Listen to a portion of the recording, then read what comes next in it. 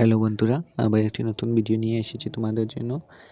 আজকের টপিক হলো বাংলাদেশ থেকে প্রব্রজন। এই টপিকটা খুবই গুরুত্বপূর্ণ। যারা এইচএস স্বদেশী অধ্যয়ন দেবে তাদের বেঙ্গলি মিডিয়ামে যা আছো তাদের জন্য। চলো শুরু করা যাক। এটাই চ্যাপ্টার খুব খুব ইম্পর্টেন্ট একটি টপিক, বাংলাদেশ থেকে প্রব্রজন। সমধর্মাবলম্বী হওয়া সত্ত্বেও পূর্ব পাকিস্তান ও পশ্চিম পাকিস্তান বাসিন্দাদের ভাষা ও সংস্কৃতি ছিল ভিন্ন। পশ্চিম পাকিস্তানে উর্দু ভাষাকে রাষ্ট্রীয় ভাষায় মর্যাদা দেওয়া হয়, কিন্তু পূর্ব পাকিস্তানের জনগণের ভাষা হলো বাংলা। এখানে কি বলছি, সমধর্মাবলম্বী হওয়া সত্ত্বেও পূর্ব পাকিস্তান ও পশ্চিম পাকিস্তান বাসিন্দাদের ভাষা ও সংস্কৃতি ছিল কিন্তু ভিন্ন, আলাদা।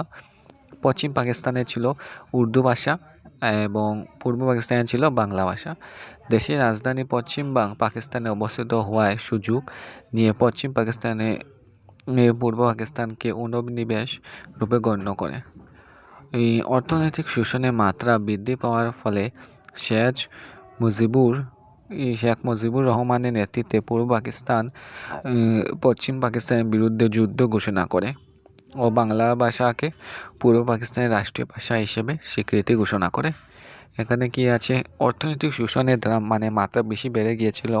এর ফলে শেখ মুজিবুর রহমান যেটা বাংলাদেশকে স্বাধীন করেছিলেন, মুজিবুর রহমান তিনি পূর্ব পাকিস্তান পশ্চিম পাকিস্তানের বিরুদ্ধে একটা যুদ্ধ করে ঘোষণা করেন এবং বাংলা ভাষাকে পূর্ব পাকিস্তানের রাষ্ট্রীয় ভাষা হিসেবে ঘোষণা করেন।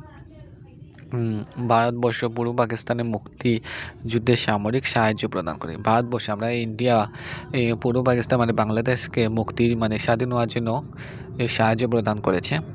পশ্চিম পাকিস্তানের সৈন্যবাহিনী ভারত এবং পূর্ব পাকিস্তানের যুগ্ম সেনাবাহিনীর নিকট পরাজিত হয়।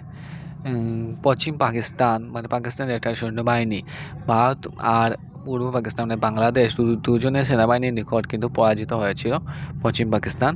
এবং 1971 খ্রিস্টাব্দের 16 ডিসেম্বর পূর্ব পাকিস্তান সম্পূর্ণ স্বাধীনতা লাভ করে। এরপর 1971 সালে 16 ডিসেম্বর তারিখে পূর্ব পাকিস্তানে বাংলাদেশ সম্পূর্ণরূপে স্বাধীনতা লাভ করেছিল।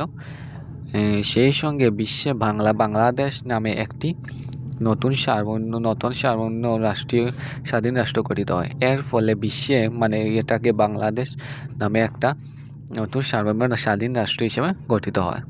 শেখ মুজিবুর রহমানের নেতৃত্বে গঠিত হওয়া স্বাধীন বাংলাদেশের প্রথম সরকার বাংলাদেশকে ধর্মনিরপেক্ষ দেশ হিসাবে ঘোষণা করে।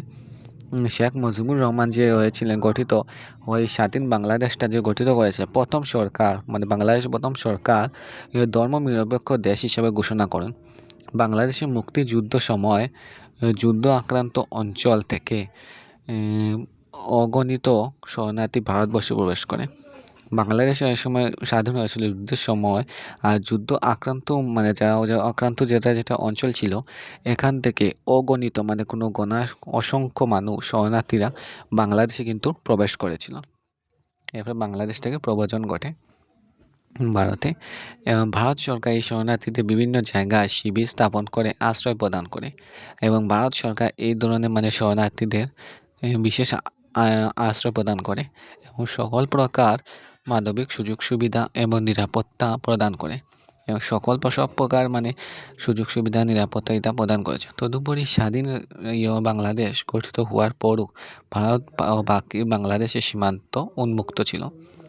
এসব হওয়ার পরেও স্বাধীন বাংলাদেশ ভারতের মধ্যে সীমান্তে উন্মুক্ত হয়। ভারত সরকার কাঁটাতারের বেষ্টনী দেওয়া প্রকল্প গ্রহণ করেন এবং ভারত সরকার বাংলাদেশের বর্ডারে এখানে কাঁটাতারের বেষ্টনী দেওয়া প্রকল্প গ্রহণ করেন। এরপর কি হয়, তথাপি বাংলাদেশ থেকে শরণার্থীদের অনুপ্রবেশ অব্যাহত থাকে, কিন্তু অতএব বাংলাদেশ থেকে শরণার্থীরা যারা এসেছিল তাদের অনুপ্রবেশ করা হয়, কেউ আসতে পারবে না। সঠিক পরিমাণ শরণার্থী সংখ্যা নির্ধারণ করা কঠিন হয়ে দাঁড়ায় এবং সঠিক কতজন শরণার্থী এসেছিল এটা নির্ধারণ করা খুব কঠিন হয়ে পড়ে। ব্রিটিশ শাসনকালে পূর্ববঙ্গ থেকে আগত প্রব্রজনকারীদের বিদেশি বা অনুপ্রবেশকারী আখ্যা দেওয়া যায় না। আর ব্রিটিশ শাসনকালে ওই সময় পূর্ববঙ্গ থেকে আগত মানে বাংলাদেশে আগত প্রব্রজনকারী যারা তাদেরকে বিদেশি বা অনুপ্রবেশকারী আখ্যা দেওয়া হয় যায় না। এটার কারণ কি, সেই সময় পূর্ববঙ্গ ও আসাম একই দেশের অংশ ছিল। মানে ওই সময় পূর্ববঙ্গ আর আসাম একই দেশের অংশ ছিল। আর 1947 সালে স্বাধীন লাভ করবার পরবর্তী 5 বৎসরের মধ্যে সরকার দেশ ও বিভাজনের ফলে সৃষ্ট রাজনৈতিক এবং সামাজিক প্রবেশ ও বিশৃঙ্খলা সম্পূর্ণ মোকাবিলা করেন। সুতরাং এই সময়কালে যে জনগণ পূর্ব পাকিস্তান থেকে আসামে প্রবেশ করে তাদের শরণার্থীর আখ্যা দেওয়া হয়। মানে সেই সময়ে যে জনগণ পূর্ব পাকিস্তান থেকে আসাম প্রবেশ করেন তাদেরকে শরণার্থীর আখ্যা দেওয়া হয়। এবং কিন্তু 1953 সালে 26 জানুয়ারি পরবর্তী সময়ে যারা অসমে প্রবেশ করে তারা নিঃসন্দেহে অনুপ্রবেশকারী। দেখা যায় 1880 সালে আজ পর্যন্ত পূর্ববঙ্গ, পূর্ব পাকিস্তান ও বাংলাদেশ থেকে বাঙালি, হিন্দু ও মুসলমান ধর্মাবলম্বী জনগণের প্রব্রজন অব্যাহত থাকে।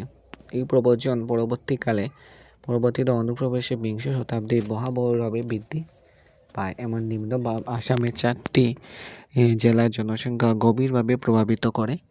এটা হলো 1911 থেকে 1912 খ্রিস্টাব্দের সমীক্ষা অনুযায়ী গোয়ালপাড়া জেলার মোট জনসংখ্যা হলো 20%, বাংলাদেশে আগত, এবং নোয়াগাঁ জেলার সংখ্যা হলো 14% অনুপ্রবেশকারীর আর উপস্থিতিতে বৃদ্ধি পায়। ডক্টর রমেশচন্দ্র কলিতা এবং ডক্টর অমলেন্দু গুহ, ডক্টর হেরম্বকান্ত বরপূজারীর ন্যায় ইতিহাসবিদেরা অনুপ্রবেশকারীর সংখ্যা বৃদ্ধির বিষয়টি বিশ্লেষণ করেন। আর এই বিশ্লেষণের ভিত্তিতে গুয়াহাটি এবং উচ্চ ন্যায়ালয় আইন গবেষণা প্রতিষ্ঠাপক সঞ্চালক JN দাস ব্রহ্মদেশে জন্মগ্রহণ করা এবং আসাম বসবাস করার জনসংখ্যার একটি তালিকা প্রকাশ করেন। এখানে দেখো গোয়ালপাড়া 1911 সালে 77,000 এবং 1921 সালে 1,51,000। এটা তুমি স্ক্রিনশট করে রাখো। দৈনিক আসাম নামক সংবাদপত্রে 1971 সালে 16 ফেব্রুয়ারি প্রকাশিত সংবাদ অনুযায়ী 1901 সালে খ্রিস্টাব্দে থেকে 1971 সালের মধ্যে আসাম জনসংখ্যা 32.9 লক্ষ থেকে 146 লক্ষ পর্যন্ত বৃদ্ধি পায়। সমসাময়িক কালে সমগ্র ভারতবর্ষের জনসংখ্যা 23.8 কোটি থেকে বৃদ্ধি পেয়ে 54.8 কোটি পৌঁছায়। অর্থাৎ আলোচ্য 70 বৎসরের মধ্যেও সর্বাধিক জনসংখ্যা বৃদ্ধির হার 135%, এর বিপরীতে আসামে এই বৃদ্ধির হার ছিল 115%। আর আসামের জনসংখ্যা এই অস্বাভাবিক বৃদ্ধি স্বাভাবিক জন্মহারের দ্বারা সম্ভব নয়। অতএব নিঃসন্দেহে এই সময়ের মধ্যে আসামের অনুপ্রবেশকারীর সংখ্যা ভয়াবহ গতিতে বৃদ্ধি পায়। আগত জনগোষ্ঠীর সমাজে পরিচালিত বহু বিবাহ, এরপর কি বহুবিবাহ প্রথা, বাল্যবিবাহ, শিক্ষা দীক্ষার অভাব ইত্যাদির কারণে জন্মহার স্থানীয় জনসমাজে হারের থেকে অধিক ছিল। 1984 সালে 18 জানুয়ারিতে সমগ্র আসাম ছাত্র সংস্থা প্রধানমন্ত্রীকে প্রেরিত করে একটি পত্রে আশঙ্কা প্রকাশ করে যে 1881 সালে আসামে অবৈধ বিদেশি সংখ্যা 50 লক্ষ গিয়ে পৌঁছবে। সাংবাদিক এবং লেখক সঞ্জয় হাজারিকা বাংলাদেশের জনগণনা তথ্য কয়েকজন বাংলাদেশবাসী গবেষক গবেষণামূলক তথ্য বিশ্লেষণ করে বাংলাদেশে হিন্দু এবং মুসলমানের জনসংখ্যা বৃদ্ধির হার হ্রাস বৃদ্ধির তুলনা করে ধরেন। তার বিশ্লেষণ অনুযায়ী 1971 থেকে খ্রিস্টাব্দের 1991 সালের মধ্যে যে দেশে হিন্দু জনসংখ্যা বৃদ্ধি পায় 1.5 নিযুত, তার বিপরীতে যেখানে মুসলিম জনসংখ্যা বৃদ্ধি পায় 61 নিযুত। বাংলাদেশে হিন্দু জনসংখ্যা বৃদ্ধি স্থলগতির কারণ ছিল সে দেশে থেকে রাজনৈতিক, অর্থনৈতিক, ধর্মীয় কারণে হওয়া অবাধ প্রব্রজন। ইমতিয়াজ আহমেদ নামক বাংলাদেশের প্রখ্যাত গবেষণা এই কথার সত্যতা স্বীকার করেন। তার মত অনুযায়ী 1961 সাল থেকে 1971 সালের মধ্যে 1.72 নিযুত নিযুত এবং 1981 সাল থেকে 1991 সাল খ্রিস্টাব্দের মধ্যে 6 লক্ষ বাংলাদেশি জনগণ অসমে আসাম অনুপ্রবেশ করেন। আর আসাম রাজ্যিক জনগণনা মুসলিম ধর্মাবলম্বী জনগণনা সঞ্চালকালয়ের প্রাক্তন সঞ্চালক যোগেশ চন্দ্র বোয়ার তুলে ধরা এই তথ্য অনুযায়ী 1971 সাল থেকে 1900 খ্রিস্টাব্দে 3.59 নিযুত মুসলমান ধর্মাবলম্বী জনসংখ্যাকে ভিত্তি হিসাবে নির্দিষ্ট করে দেওয়া তাদের জন্ম মৃত্যুর হারের দ্বারা বিচার করলে 1991 সাল খ্রিস্টাব্দে প্রাপ্ত 6.3 নিযুত স্থলে এই জনসংখ্যা 5.2 নিযুত হওয়া উচিত ছিল। অর্থাৎ এই বছরে মধ্যে আসামের অতিরিক্ত 1.1 নিযুত মুসলমান অসমের বৃদ্ধি পায়, মানে জনসংখ্যা বৃদ্ধি পায়। ইমতিয়াজ আহমেদের গবেষণার তথ্যের সঙ্গে যোগেশ চন্দ্র বোয়ার প্রদত্ত তথ্যের সাদৃশ্য লক্ষ্য করা যায়। 1998 খ্রিস্টাব্দে 8 ফেব্রুয়ারি বাংলাদেশ থেকে আসাম অনুপ্রবেশ সংক্রান্ত ভয়াবহভাবে বিষয় উল্লেখ করেন। এই প্রতিবেদন অনুযায়ী 1971 সাল থেকে 1991 সাল পর্যন্ত আসাম মুসলমানের জনসংখ্যা বৃদ্ধির হার 77.4%, বিপরীতে হিন্দুর জনসংখ্যা বৃদ্ধির হার 61.89%।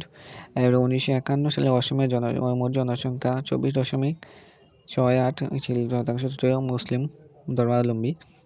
1991 খ্রিস্টাব্দে জনসংখ্যা 28.4 পর্যন্ত বৃদ্ধি পায়।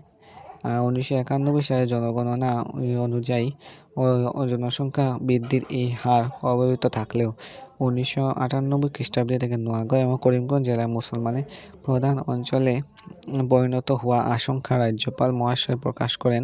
তার মতানুসারে অনুপ্রবেশের বৃদ্ধির ফলে অসমের জনসংখ্যা বৃদ্ধির হারের সঙ্গে এলাকার জনবিন্যাসের যথেষ্ট পরিবর্তন হয়। সমগ্র আসাম ছাত্র সংস্থা সমগ্র আসাম গণ পরিষদ নেতৃত্বে 1979 খ্রিস্টাব্দ 1985 সালে পর্যন্ত জারি করা থাকা বিদেশি বহিষ্কার আন্দোলনের পরিসমাপ্তি ঘটে। 1985 সালের 15 আগস্ট স্বাক্ষরিত চুক্তির মাধ্যমে ভারত সরকার সঙ্গে আন্দোলনকারী স্বাক্ষরিত এই চুক্তিকে ইংরেজিতে মেমোরেন্ডাম অফ সেটেলমেন্ট বলে বর্ণনা করা হয়। এই চুক্তির শর্ত অনুযায়ী 1971 খ্রিস্টাব্দে 25 মার্চে পূর্বে আগত সকল প্রব্রজনকারীকে ভারতীয় নাগরিক প্রদান করার ব্যবস্থা গ্রহণ করা হবে এবং পরবর্তীতে আগত জনগণকে অবৈধ অনুপ্রবেশকারী রূপে গণ্য করবার প্রস্তাব গ্রহণ করা হয়। সো আজকের জন্য এটুকুই।